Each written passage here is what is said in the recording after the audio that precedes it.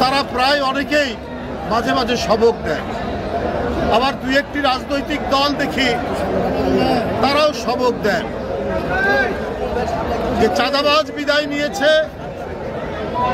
আর কোনো চাঁদাবাজকে আমরা দেখতে চাই না, না আসুক চাঁদাবাজ, না আসুক। কাকে উদ্দেশ্য করে বলছেন? শেখ হাসিনার আমলে যারা ব্যাংক লুট করেছে, ব্যাংক আত্মসাৎ করেছে, এস আলমদের উত্তরসূরি হিসাবে 5ই আগস্টের পর আমরা কি ব্যাংক আত্মসাৎ করতে দেখিনি? আমরা তো দেখেছি ইসলামী ব্যাংক কিভাবে গ্রাস করে নিল একটি রাজনৈতিক দলের অনুসারীরা। তাহলে আজকে কোন মুখে বলছেন এক চাঁদাবাজ পালিয়েছে, আরেক চাঁদাবাজকে কেউ দেখতে চায় না? কাকে উদ্দেশ্য করে বলছেন আমরা কি বুঝতে পারি না?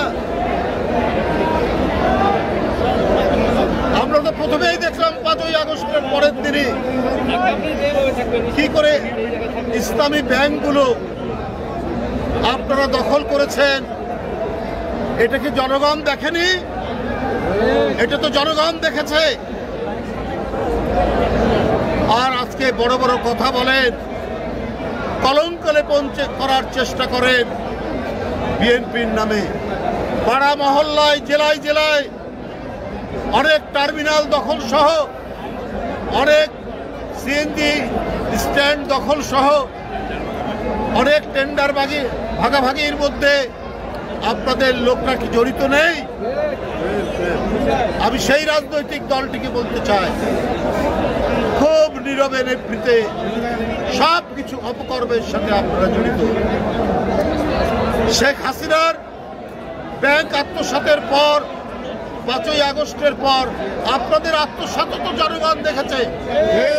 এখন 5 তারিখের পরিবর্তনের পরে একদর অস্ত্র হাতে নিয়ে সেই ব্যাংক দখল করতে গেল। ব্যাংকের কর্মকর্তা কর্মচারীরা তারা জিজ্ঞেস করলো তোমরা কারা? বললো যে আমরা এখন ব্যাংকের দায়িত্ব নিতে চাই, তোমাদেরকে কে পাঠিয়েছে? তখন আর কোনো জবাব দেয় না। বোঝা গেল যে এরা ডাকাতের বেশে নতুন ডাকাত, আবার সেখানে গেছে ব্যাংক ডাকাতি। তারা গুলি ছুড়ল, কয়েকজন লোক আহত হলো। শেষ পর্যন্ত ব্যাংকের সৎ এবং ব্যাংক প্রেমিক দায়িত্বশীল কর্মকর্তা কর্মচারীদের প্রতিনিধিদের মুখে তারা পালিয়ে যেতে বাধ্য হয়েছে।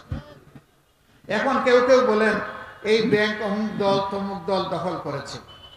ব্যাংক দখল করা হয়নি, ব্যাংক তার মায়ের কুলে ফিরে আসবে ইনশাআল্লাহ। এই ব্যাংককে কুলে নিয়ে যারা বড় করেছিল, এই ব্যাংক তখনই সুস্থ হবে, সবল হবে, গতিশীল হবে। বাংলাদেশের অর্থনীতির চাকাকে এই ব্যাংক সামনের দিকে চালিয়ে নিয়ে যাবে যখন সে তার মায়ের কুলে ফিরে আসবে।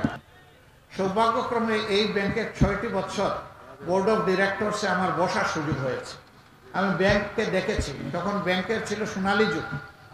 এরপরে এই ব্যাংকে ডাকাত পড়লো, বিগত সরকারের উস্কানিতে ষড়যন্ত্র। ডাকাত পড়ে ব্যাংকটা ডাকাতি করে নিয়ে গেল, ছিনতাই করে নিয়ে গেল। আমরা হাহাকার করলাম, চিৎকার দিলাম যে এই ব্যাংক নির্দিষ্ট কোনো দলের নয়, গোষ্ঠীর নয়, মানুষের নয়, বাংলাদেশের মানুষের এই ব্যাংক, জনগণের এই ব্যাংক। কথা বলুন, কেউ কথা বললো না। ডাকাত একদিন ডাকাতি করে ব্যাংকটা ফুকলা করে ফেলবে, একটা সুশব্দ নাই।